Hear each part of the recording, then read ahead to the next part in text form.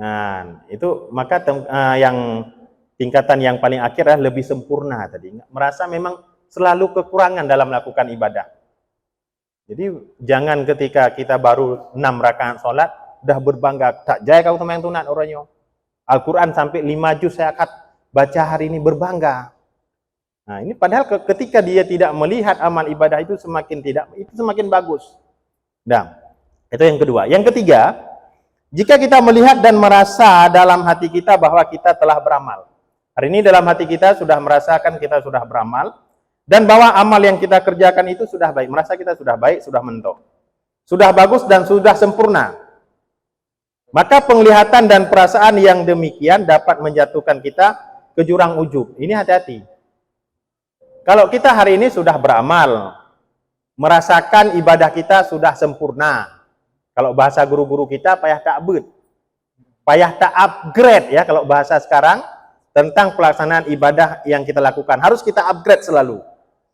Jadi kalau kita hari ini merasa telah beramal, dan telah kita kerjakan, apa yang kita kerjakan itu merasa sudah baik, maka ini ada potensi kita masuk ke dalam ranah ujub. Bahaya. Ini udah ada agak kesimpulan.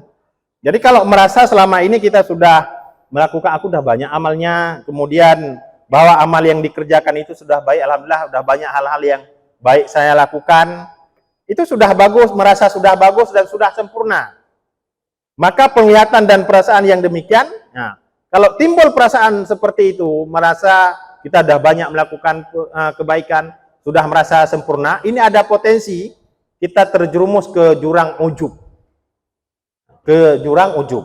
Maka menurut pemahaman di dalam agama kita, ujub ini hal yang tidak baik. Perkara yang tidak baik. Sehingga Imam Al-Ghazali mendefinisikan makna ujub gimana? Isti'dhamun ni'mati warrukunu ilaiha ma'an nisyani idhafatiha ilal mun'aimi.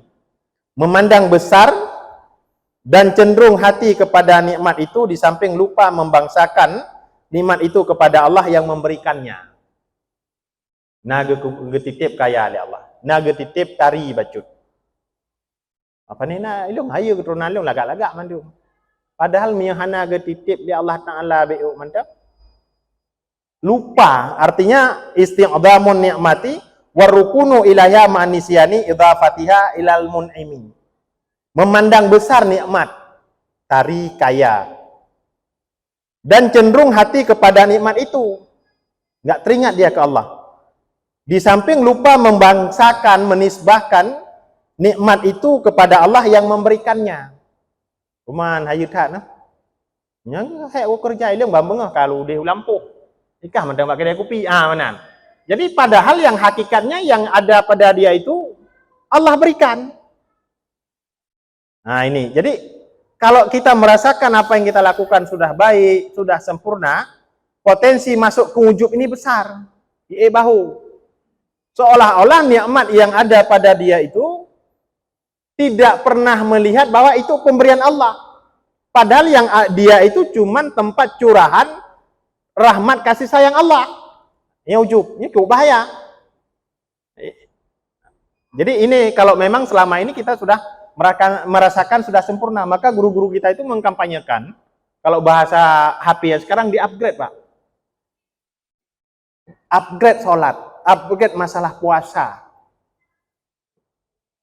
Yang ada umpama subuh biasa puasa, ada yang kajian fikih, termasuk masalah bagaimana supaya puasa kita itu benar-benar terjaga. Banyak orang yang puasa mulut, tapi belum tentu puasa mata. Nah ini. Jadi kesimpulan yang poin yang ketiga ini, kalau kita merasakan amal kita ini sudah baik, sudah sempurna, tidak ada merasakan sedikit pun bahwa masih kurang. Ini ada potensi ujub. Seolah-olah tidak memandang bahwa itu pemberian Allah. Ini bahaya. Maka ada orang yang fanatik ibadah. Fanatik ibadah tapi nggak mau mengupgrade ya. Jangan kalau bahasanya kalau bahasa kita Jahi murakab ya. Habagok hendak dengar habaru betulnya kok tu. Kena jahi murakab kok.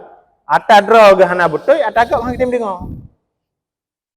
Jadi jangan, memang kita pernah belajar dulu tata cara sholat, Pak, bukan kayak gitu. Hai awai dong pajuh sirangan ka, baru kayak abut. Nyan, kahe dulu magekian. Kadang awai dong pajuh pisang duluan saya makan pisang. Mungkin kalau salah jangankan pisang, bak pisang ni pajuh ile tetap punya salah. Nah, ini perlu ya. Jadi kita garis dulu, ini menjadi renungan. Yuk, sebenarnya kalau hikam ini bukan untuk jamaah saya, untuk pribadi ustadznya ya. Karena merasa kasempurna, ujub, akan timbul ujub. Baik dari segi kecantikan, baik dari segi kekayaan, dari segi pangkat, dari segi jabatan dan lain sebagainya, potensi ujub itu besar. Nah, sehingga ingat, apa itu ujub? Definisi daripada Imam Al-Ghazali, istiqdamun ni'mati warrukunu ilaiha ma'an nisyani idza fatiha ilal mun'imi. Memandang besar nikmat dan cenderung hati kepada nikmat itu, bangga dengan atranyan. Di samping lupa membangsakan nikmat itu kepada yang memberikannya. Nyata getitip ya Allah. Mata baru, iyalah, ku harkat berkon. Naik minimal kalau bahasa kita, nah getitip ya Allah bacutnya menan. Minimal bahasa orang kita kan seperti itu, Pak. Ada Allah titip sekarang. Timbullah peribahasa Indonesia. Itu harus kita tanamkan dalam hati. Setiap masa ada orangnya, Pak. Setiap orang ada masanya. Menan. Mungkin jino tengah masa haji, alhamdulillah terdukung teman-teman. Tengah nama sawala ilom. Yang untuk menghilang ujub kuno. Ya, slogan peribahasa kan begitu. Setiap orang ada masanya, setiap masa ada orangnya. Orangnya tengah jaya apa aja, tengah jayanyo, tengah hitim je. Nah, dah lanjut. Nyom nyanda pertanyaan tanya wujudnya. Nyom menjadi renungan, lum sangat tertarik dengan temanya karena selamanya kadang-kadang merasa drosale. Siapapun itu. Padahal dalam teori hakikat hikmah tauhid dan tasawuf ini sebuah kekeliruan yang besar. Karena akan terjerumus kepada potensi wujud. Dia merasa bahwa hana perlele ke Allah, bahkan atranyan sesuatu itu Allah yang berikan. Nah, ini potensi wujud ini bahaya.